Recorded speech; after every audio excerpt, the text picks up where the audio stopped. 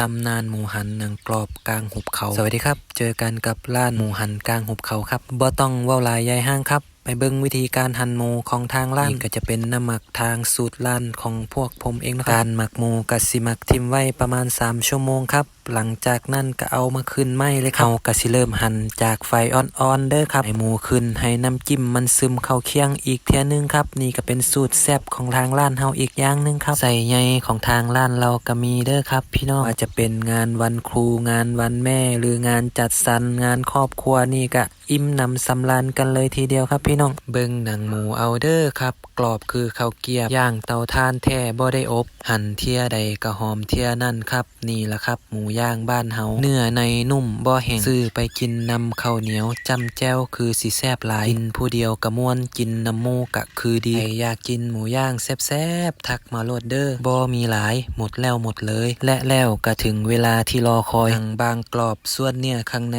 ยังช่ำบ่แห้งจนเกินไปจิ้มกับน้ำจิ้มซีอิ๊วดำหวานหรือน้ำจิ้มแจ่วรสเด็ดของทางร้านเฮาบอกเลยว่าคำเดียวบ่เคยพอสายปาร์ตี้หรืออยากลองของอร่อยในโอกาสพิเศษหมูหันคือคำตอบที่ถูกต้องที่สุดผู้ใดเบิ่งจบหิวแล้วแน่คอมเมนต์มาบอกแน่เด้อ